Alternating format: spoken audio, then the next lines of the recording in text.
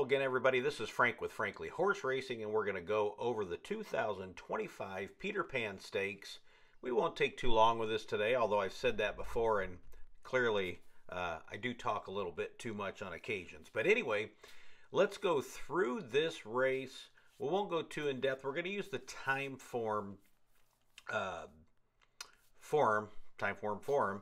here again today. I have done my dad's numbers, which are the Biz Speed ratings. Our last name is Bisseric, and so we're always call them the Biz Speed ratings. If I get a chance, I've got treatments and things this week and graduations. So if I get a chance, maybe I'll throw those up. But we're going to go ahead and go here with the time form numbers. Let's take a quick look at the pace projection over here to the right. And as you can see, there's not a whole lot of pace. Visually, it looks pretty close, as always, as you've seen in the few videos. And again, this is for Saturday, May 10th, the last race at Belmont at Aqueduct. Let's look at the numbers themselves. And it looks like we've got Captain Cook and Vassimo are the ones that have the best pace numbers. But it also shows it's pretty clumped. Once you get past Uncaged, there's just not a whole lot of pace in this race. So we'll talk about it, but over here, Hill Road, you can see his closing number is fantastic. If I had a couple horses with a decent amount of front, I would automatically look hard at Hill Road. I do like him. I think he's an improving horse. We'll talk about that. I'm just not sure he's going to get enough pace to give him a proper run. Just like if you look at the Tampa Bay Derby, it shapes up pretty close to the same, except I think Owen Almighty would beat all of these horses here, my opinion. So let's take a look at these. We'll go through rather quickly. Irad and Pletcher have Vassimo. I think he's greatly underachieved. I didn't care for him myself in the Risen Star or the Louisiana Derby. I gave him a little better shot in the Louisiana Derby, but he didn't do a whole lot of running. The number came back pretty good out of that race.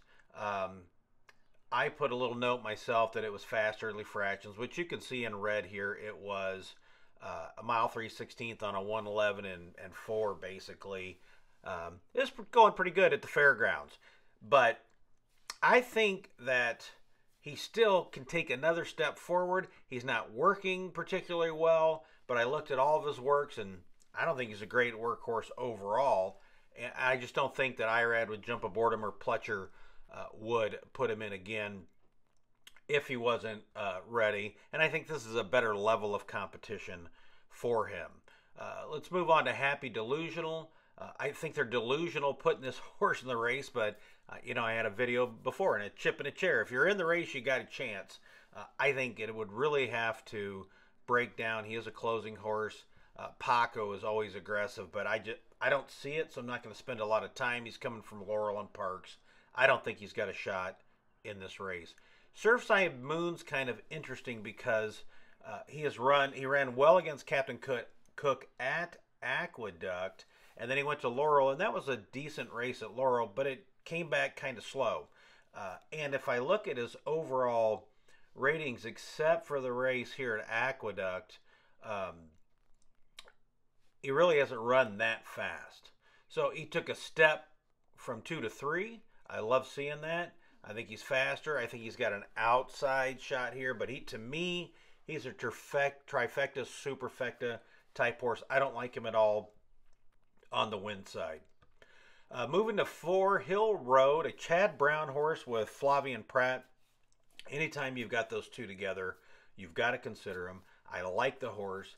In the Breeders' Cup, I'm sure you've heard other people talk about it. I think I've talked about it before.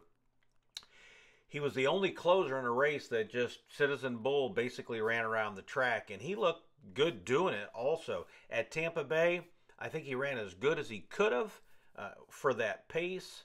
He didn't threaten at all. Chancellor McPatrick didn't come running out of that race. And Owen Almighty, I absolutely loved him that day because he was isolated speed. And he did well for me. But Hill Road, if for some reason the 1 and the 8 get out there and do some kind of crazy pace, which they shouldn't, then it could set up for him. I would not be surprised if he wins. But I think it had to fall apart a little bit because of the pace factor. Otherwise, do I think he belongs with the top couple here? Absolutely. Absolutely, he does.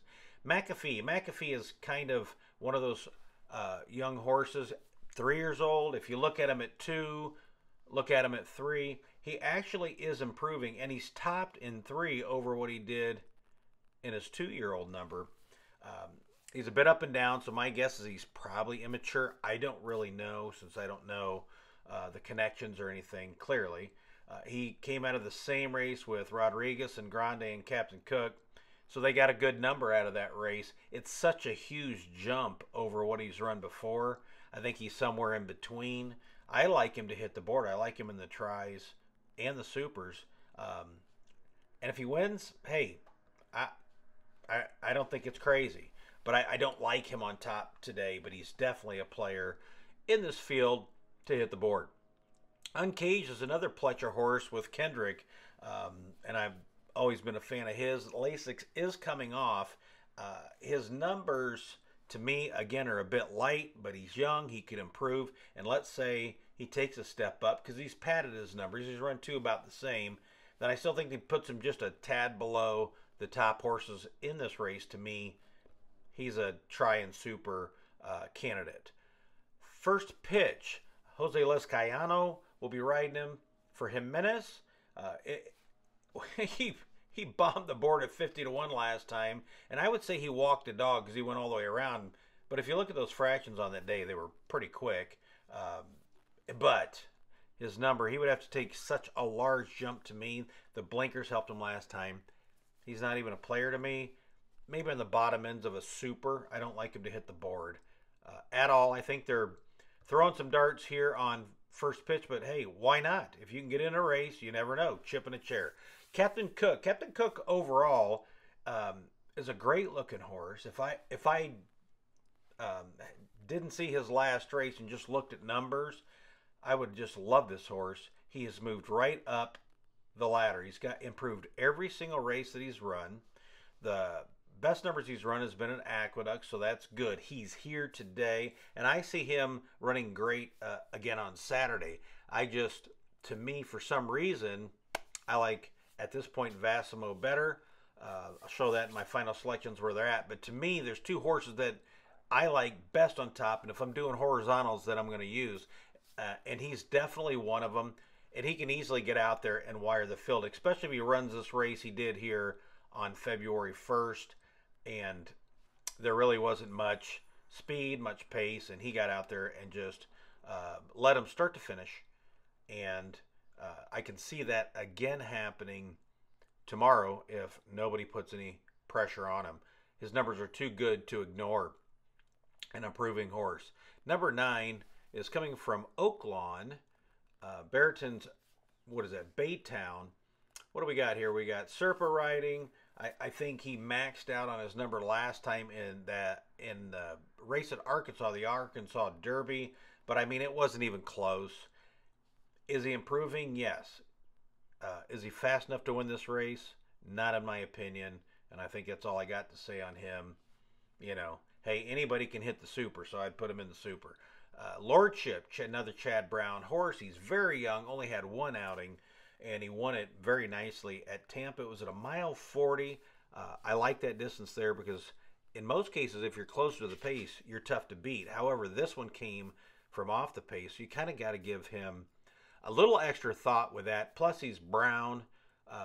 Whenever Brown runs a horse, especially if they're young, he doesn't push him too hard. If he puts him in this race, he thinks he belongs.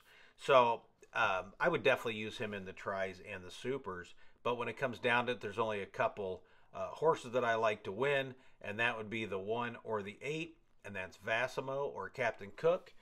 And here are my selections coming up in just a moment, my final selections and where I think horses will finish. This is Frank with Frankly Horse Racing. We'll talk to you soon, and my final selections again are coming in just a moment.